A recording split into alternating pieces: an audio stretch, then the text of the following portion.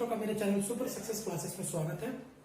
Trigonometry chapter में जो topics हमने अभी तक कंप्लीट किए हैं वो है ट्रिग्नोमेट्रिक रेशियोज, ट्रिग्नोमेट्रिक आइडेंटिटीज और प्रैक्टिस सेट 6.1 के सारे क्वेश्चन। जिन भी बच्चों ने प्रीवियस क्लासेस के वीडियोस नहीं देखे हैं प्लीज वो उन वीडियोस को देख लें और चैनल को सब्सक्राइब कर लें। और जिन बच्चों ने चैनल को सब्सक्राइब कर लिया है उनको थैंक्स।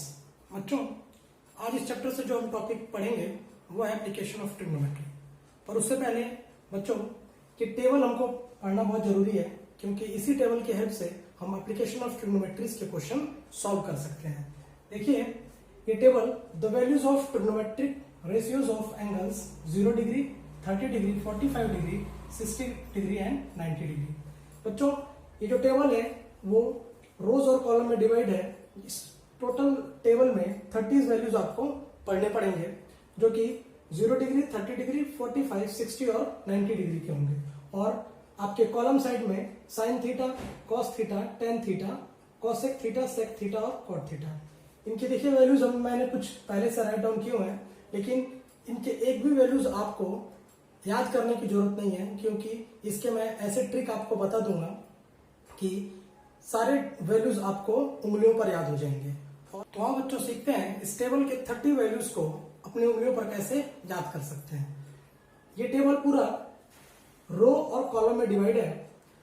कॉलम साइड में sine theta, cos theta, tan theta, cosec theta, sec theta और कॉट थीटा है।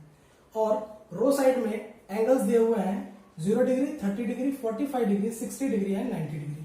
ये प्री डिफाइंड टेबल है बच्चों। इस टेबल में केवल इतने ही डिग्रीज आपको पढ़ने हैं और याद करने हैं। देखो इस 0 डिग्री के लिए सबसे पहले हम 0 से स्टार्ट करेंगे और 90 तक आएंगे। और देखिए मैंने यहाँ पर ऊपर कुछ जगह छोड़ कर रखा है, यहाँ पर हमको 0 से स्टार्ट करना है। 0 डिग्री के ऊपर हम 0 लिख लेंगे, 30 डिग्री के ऊपर 1, 2, 3 और 4 ऐसे हम लिख लेंगे।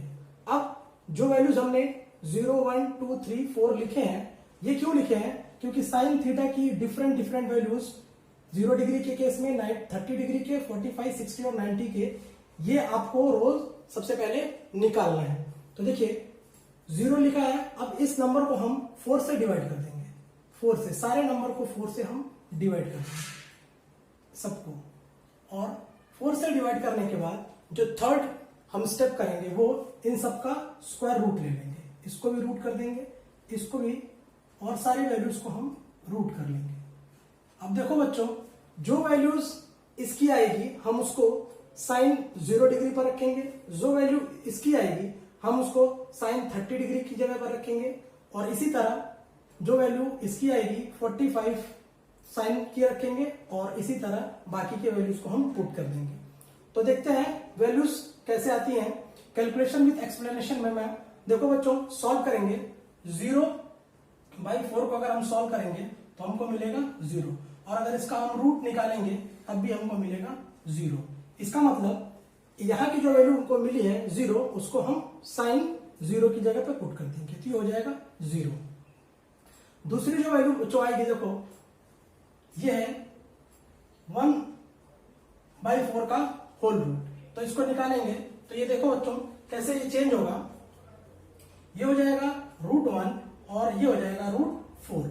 और √4 को हम क्या कर सकते हैं, √1 की वैल्यू 1 ही आएगी, और √4 को हम √2 इंटू √2 लिख सकते हैं। और यहां से जो वैल्यू निकल के आएगी वो 1/2 आएगी। तो हम यहां पर जो साइन 30 डिग्री की वैल्यू हो जाएगी वो हो जाएगी 1/2। इसी तरह अगर हम 45 की वैल्यू कैलकुलेट करेंगे तो कितनी आएगी, देख लो बच्चों। अब यहां से हम √2 इसका वैल्यू निकालेंगे हम √2/4 का। तो देखो बच्चों ये भी हो जाएगा। इसको अगर हम अलग अलग कर लेते हैं तो ये हो जाएगा √2 और ये हो जाएगा √4। अब इसको अगर हम दोबारा चेंज कर लेंगे तो ये हो जाएगा √2 और ये हो जाएगी वैल्यू 2, क्योंकि इसको हम 2 इंटू 2 लिख सकते हैं, तो ये वैल्यू आ जाएगी 2। अब यहां से अगर इस वैल्यू को कट करोगे तो ये 1 हो जाएगा और यहाँ पे √2 बचेगा। तो साइन 45 की जो वैल्यू रखेंगे हम वो रखेंगे 1/√2। इसी तरह नेक्स्ट वैल्यू को हम सॉल्व कर लेते हैं। नेक्स्ट वैल्यू को सॉल्व करेंगे √3/4। इसको सॉल्व करेंगे तो कितनी वैल्यू आएगी, ऊपर तो √3 हो जाएगा और नीचे डिनोमिनेटर में हो जाएगा 2 × 2। इसको फर्दर कर लेंगे एक्सप्लेन, तो हो जाएगा √3 और ये हो जाएगा 2। मीन्स साइन 30 की जो वैल्यू आएगी, सॉरी साइन 60 की जो वैल्यू आएगी वो हो जाएगी √3/2।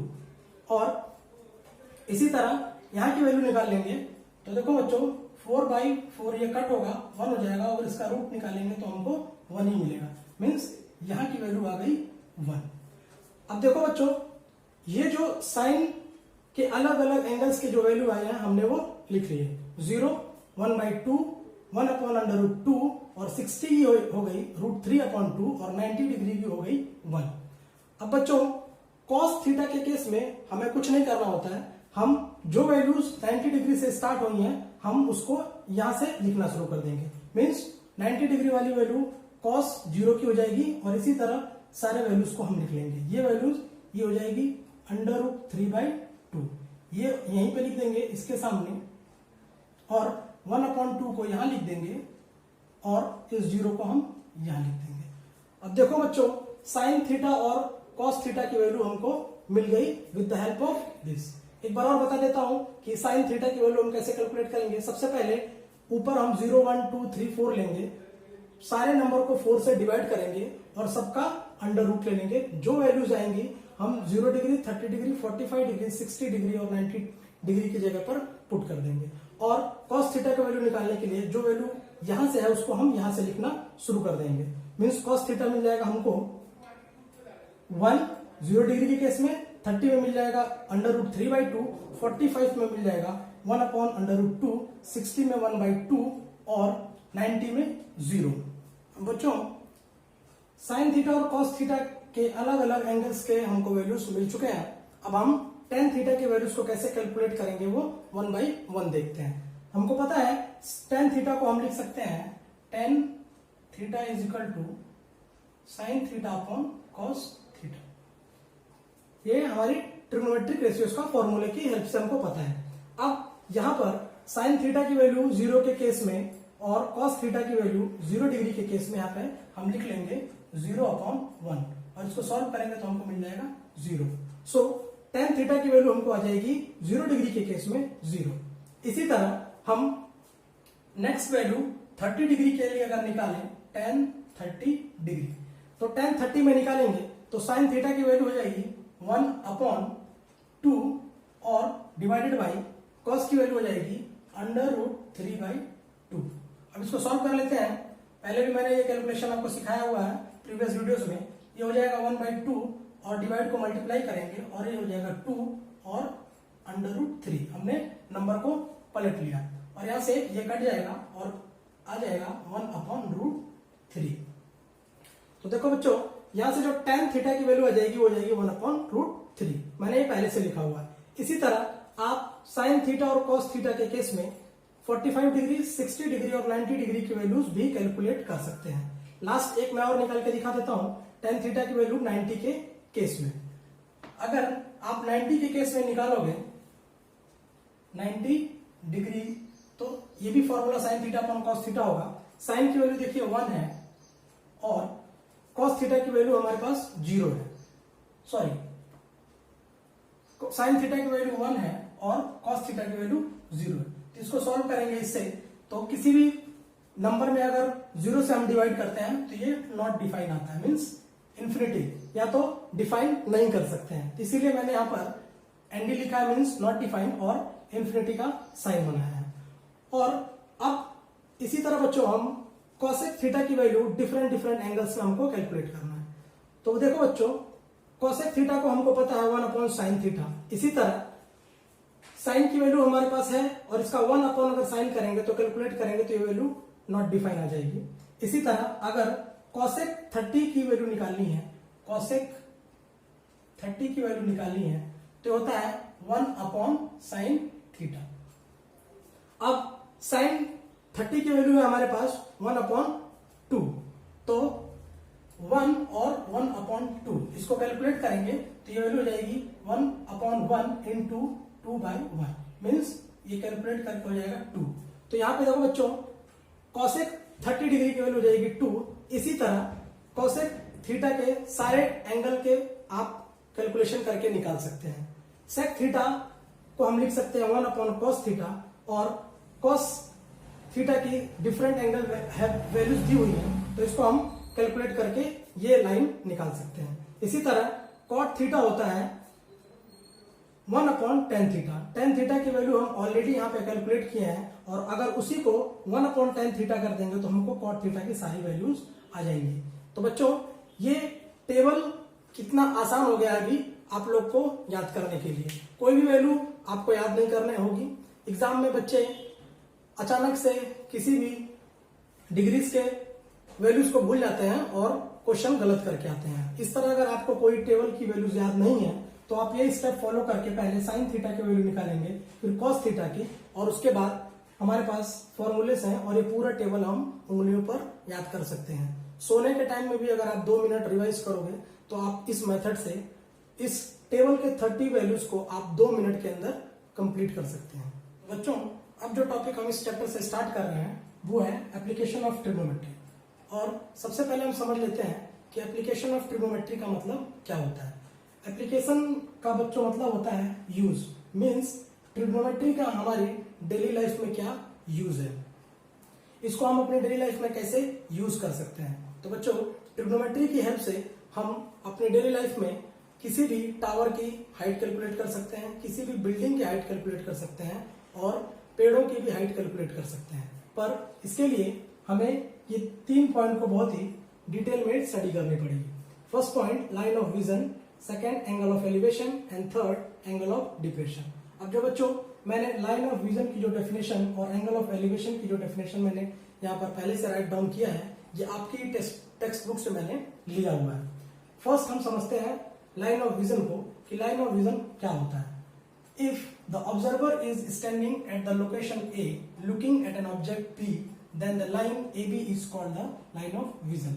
इस डेफिनेशन को हम इस फिगर की हेल्प से समझते हैं कि मान लो बच्चों यहाँ पर एक कोई ऑब्जर्वर है ए पोजीशन पर खड़ा है और वो बी पोजीशन की किसी चीज को देख रहा है, मीन्स बी जो ऑब्जेक्ट होगी वो ए से ऊंचाई पर होगी, मीन्स तो जो ये ए और बी की डिस्टेंस है उसी को हम बोलेंगे लाइन ऑफ विजन।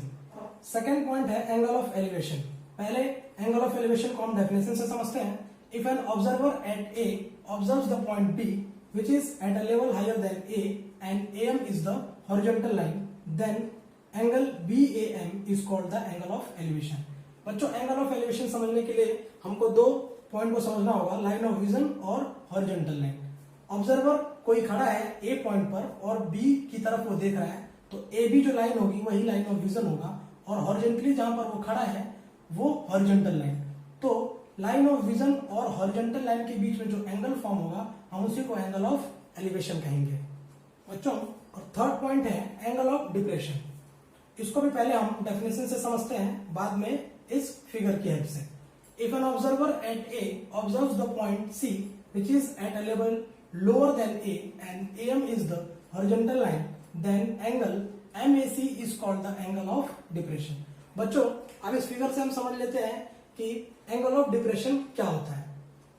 यहां पर देखिए एंगल ऑफ डिप्रेशन में बच्चों जब हम किसी ऊंचाई से खड़े होकर किसी नीचे की चीज को देखते हैं तब वहां पर एंगल ऑफ डिप्रेशन की बात आती है। जैसे यहाँ पर एक ऑब्जर्वर ए है और वो सी पर रखी कोई चीज को देख रहा है, तो ए और सी जो लाइन होगी वो लाइन ऑफ विजन होगा, और एम जो लाइन है वो हॉरिजॉन्टल लाइन होगी, और हॉरिजॉन्टल लाइन और लाइन ऑफ विजन के बीच में जो एंगल फॉर्म होगा हम उसी को एंगल ऑफ डिप्रेशन बोलते हैं। बच्चों जब भी कोई चीज हम नीचे से ऊपर की तरफ देखते हैं तो एंगल ऑफ एलिवेशन का फॉर्मेशन होता है, और जब हम ऊपर से नीचे की तरफ कोई चीज देखते हैं तो एंगल ऑफ डिप्रेशन का फॉर्मेशन होता है। एंगल ऑफ एलिवेशन को एक एग्जांपल के थ्रू हम समझते हैं। मैंने बोर्ड पर एक क्वेश्चन लिखा है, an observer at a distance of 10 metre from a tree looks at the top of the tree, the angle of elevation is 60 degree, what is the height of the tree. और यहाँ पर √3 की value given है। बच्चों इस तरह के question को करने के लिए हमें 2 बातों का ध्यान रखना होता है। पहला कि सबसे पहले ये कैसे डिसाइड करेंगे कि ये एंगल ऑफ एलिवेशन का क्वेश्चन है या एंगल ऑफ डिप्रेशन का। पहला तो ये कि यहाँ पर मेंशन होगा कि angle of elevation is 60 degree, और अगर डिप्रेशन का क्वेश्चन होगा तो यहाँ पर एंगल ऑफ डिप्रेशन इज 60 और वट एवर एंगल दिया रहेगा। तो यहाँ पर हम ये नोटिस करेंगे कि इस तरह के क्वेश्चन में सबसे इंपॉर्टेंट होता है फिगर बनाना। अगर आपने फिगर बना लिया तो क्वेश्चन बहुत ही आसानी से सॉल्व हो जाता है। तो इस क्वेश्चन की हेल्प से देखो बच्चों, मैंने एक फिगर बनाया है, मैं आपको डिस्कस करता हूं। An observer at a distance of 10 metre from a tree. So AC जो होगी हम वो ट्री कंसीडर कर ले रहे हैं, और B जो है वो ऑब्जर्वर है, और ऑब्जर्वर ट्री का टॉप ऑब्जर्व कर रहा है पॉइंट A पर, और जो दोनों का मीन्स ये लाइन ऑफ विजन हो गया AB, ये हो गया लाइन ऑफ विजन, और BC जो हो गया ये हॉरिजॉन्टल लाइन हो गया, हॉरिजॉन्टल लाइन। और लाइन ऑफ विजन और हॉरिजॉन्टल लाइन के बीच में ही एंगल ऑफ एलिवेशन होता है, जो कि हमको क्वेश्चन में गिवन है 60 डिग्री, हमने मेंशन कर दिया। अब बच्चों क्वेश्चन को सॉल्व करने का तरीका, जो भी गिवन वैल्यू है सबसे पहले हम उसको लिख लेते हैं। BC यहां पर दिया है 10 मीटर, हमने लिख लिया। √3 की वैल्यू दी है 1.73, उसको भी हमने मेंशन कर लिया, और एंगल ABC 60 डिग्री दिया है, उसको भी हम मेंशन कर लेंगे। अब बच्चों बात आती है कि इस क्वेश्चन को सॉल्व करने का तरीका क्या होगा। तो हमने अपने प्रीवियस वीडियोस में पंडित बद्री प्रसाद का ट्रिक पढ़ा हुआ है, उस ट्रिक से हम देखेंगे इस फिगर में कौन कौन सी वैल्यू हमको दी हुई है। मींस हमको BC दिया है यानी बेस दिया है, और ट्री की हाइट पूछ रहा है, और हमको एंगल दिया है यहाँ पर एक 60 डिग्री। तो अगर देखो बच्चों, मतलब परपेंडिकुलर अपॉन बेस, परपेंडिकुलर हमें निकालना है और बेस की वैल्यू हमको गिवन है। तो perpendicular upon base Pandit Badri Prasad के फॉर्मूले से tan थीटा की आती है, तो हम इसी का अप्लाई करेंगे tan, और tan 60 के फॉर्म में इस क्वेश्चन को सॉल्व करेंगे स्टेप बाय स्टेप।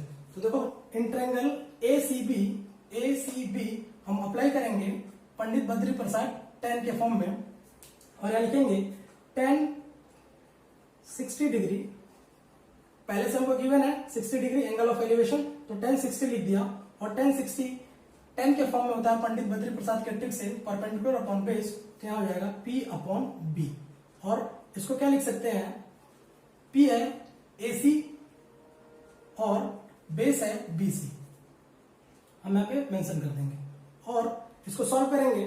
AC की वैल्यू देखिए नहीं है, वो हमसे पूछ रहा है, तो उसको हम वही रखेंगे, और BC की वैल्यू हमको 10 है, मीन्स ये हो जाएगा AC/10। और बच्चों √60 की वैल्यू हमने टेबल में पढ़ा हुआ है कि √60 की वैल्यू होती है √3, तो हम यहाँ पर √3 लिख देंगे। अब इसको नीचे 1 कंसीडर करके इसको क्रॉस मल्टीप्लाई कर दीजिए, तो ये हो जाएगा AC = 10 × √3। अब देखो बच्चों यहाँ पे क्वेश्चन में √3 की वैल्यू ऑलरेडी दी हुई है, तो हम इसको लिख देंगे 10 × 1.73। अब इसको कैलकुलेट कर लेते हैं, तो AC की वैल्यू कितनी आ जाएगी, AC जो कि हमारी हाइट ऑफ द ट्री है, सो AC कैलकुलेट करेंगे, सो 10 से मल्टीप्लाई करेंगे यहाँ पे, तो ये पॉइंट जो है वो एक डिस्टेंस राइट हैंड साइड में आ जाएगा, और ये हो जाएगा 17.3 मीटर। मीन्स ये हो गई हमारी ट्री की वैल्यू। बच्चों एंगल ऑफ डिप्रेशन को भी हम एक क्वेश्चन के थ्रू समझते हैं। क्वेश्चन मैंने बोर्ड पर राइट डाउन किया है। From the top of a building an observer is looking at a scooter park at some distance away makes an angle of depression 30 degree. If the height of the building is 40 meter, find how far the scooter is from the building. बच्चों इस question में भी हम figure draw करेंगे, जो भी parameter इसमें given है क्वेश्चन में उसके थ्रू। यहाँ पे देखिए हमने एक बिल्डिंग बनाई है 40 मीटर हाइट की, जो उसका नाम कंसिडर किया है AB, और C पर एक स्कूटर है जो कि बिल्डिंग से X मीटर की दूरी पे, हमने इसके डिस्टेंस को x कंसिडर कर लिया है, और A वो ऑब्जर्वर है जहां से वो स्कूटर को देख रहा है, जो कि C पॉइंट पर है। अब बच्चों इसमें एंगल ऑफ डिप्रेशन दिया है 30 डिग्री। अब बच्चों जो 30 डिग्री दिया है ये हॉरिजॉन्टल लाइन और लाइन ऑफ विजन के बीच में दिया है, इसका मतलब एंगल MAC 30 डिग्री है। तो बच्चों अगर MAC 30 डिग्री है तो एंगल ACB भी 30 डिग्री होगा with the help of alternate angle. और तो राइट एंगल ट्रायंगल हमको मिल गया, क्योंकि जो बिल्डिंग है वो 90 डिग्री पर इस जमीन पर खड़ी होगी, तो उसकी हेल्प से राइट एंगल ट्रायंगल पे हम अप्लाई करेंगे। अब देखो बच्चों, यहाँ पर बिल्डिंग की हाइट दी है 40 मीटर और डिस्टेंस पूछ रहा है, मीन्स परपेंडिकुलर और बेस में रिलेशन है, और हमको पता है कि परपेंडिकुलर और बेस का रिलेशन होता है tan थीटा का। सो हम यहाँ पे लेंगे in triangle ABC, triangle ABC tan 30 degree, और tan 30 degree means tan theta की वैल्यू किस पे होती है, परपेंडिकुलर अपॉन बेस। सो हम ले लेंगे परपेंडिकुलर अपॉन बेस, और परपेंडिकुलर की वैल्यू कितनी है, ए बी दी हुई है तो इसको हम ए बी ले लेंगे, और बेस की दिया है BC, तो हम यहाँ पर BC मेंशन कर देंगे। अब बच्चों इसको सॉल्व करेंगे, ए बी की वैल्यू है 40 मीटर, तो हम 40 मीटर पुट कर देंगे, और BC हमने x कंसिडर किया है तो x रख देंगे। और बच्चों tan 30 की वैल्यू हमको टेबल की हेल्प से मिल जाएगी 1/√3। अब देखो बच्चों, यहां से सिंपली क्रॉस मल्टीप्लाई करेंगे और ये वैल्यू हो जाएगी, x को लेफ्ट हैंड साइड में ले लीजिए और 40 और √3 को राइट हैंड साइड में, मीन्स 40 इंटू √3। अब x is equal to 40 into 3, 40 और √3 की वैल्यू बच्चों देखो यहाँ पे दिया हुआ है 1.73, तो इसको यहाँ पर मेंशन कर देंगे 1.73। अब बच्चों इसका सिंपल सा कैलकुलेशन है, इसको कैलकुलेशन जब आप कर लेंगे तो x की वैल्यू आ जाएगी 69.20 मीटर।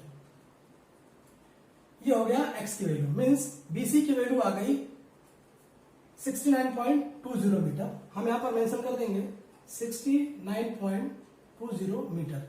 और बच्चों BC क्या था, ये बिल्डिंग से स्कूटर की डिस्टेंस थी, जो कि हमको कैलकुलेट करने के बाद मिली है 69.20 मीटर।